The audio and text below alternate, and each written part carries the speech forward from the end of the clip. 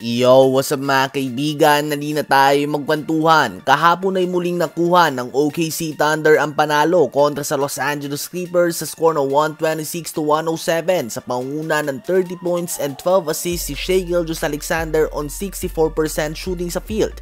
Dahilan kung bakit aabante na sila sa perfect record na 8 wins and 0 losses. Sa ngayon nga mga kaibigan ay levels above ang champion OKC sa lahat. Napag-uusapan nga natin na ang West ay napakalalim dahil sa mga team na tulad ng Warriors, Lakers, Clippers, Nuggets, Mavs, Rockets, Spurs, Timberwolves at iba pa.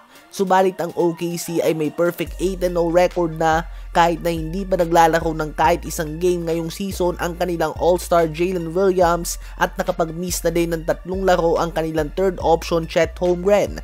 Wala ngang rason ng team na ito at patuloy silang nagpapakita ng dominant performance despite the injuries.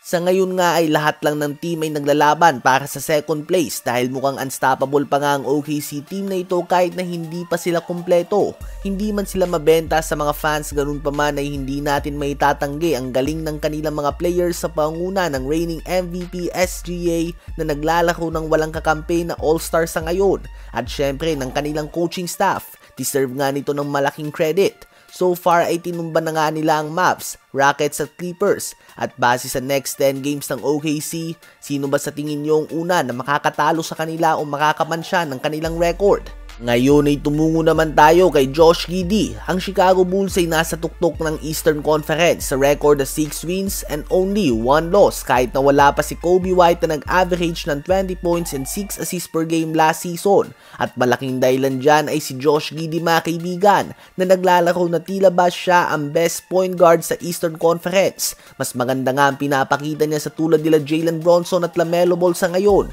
at injured din nga si Tyrese Haliburton. Ang tanging pwede natin na itapat sa kanya sa usapan na ito sa ngayon ay si Tyrese Maxey na binigyan niya pa lamang ng 29 points, 15 rebounds and 12 assists triple-double kahapon. Ang kanyang pangalawang sunod na triple-double, making him and only Michael Jordan to achieve this stat sa history ng franchise ng Chicago Bulls. Nagtatala ngayon si Josh Giddey ng average na 23 points, 10 rebounds and 9 assists per game on 50% shooting sa field and 41% shooting naman sa 3-point line. Ang kanyang 3-point shooting nga mga kaibigan ang malaking pinagkaiba ngayong season. Hindi mo na nga siya pwedeng hayaan lang na tumira ng 3 points. Kung noon nga ang scouting report sa kanya ay sa baba ka ng screen dadaan, ngayon nga ay kailangan mo ng pag-isipan ito. Kaya naman kumpiyansa si Josh Giddey na humingi ng 30 million na sahod sa bawat taon noong off-season dahil at the very young age of 23 years old, arguably ay siya na ang best point guard sa Eastern Conference. At noon pa man ay magaling na nga si Josh Giddey sa OKC pa.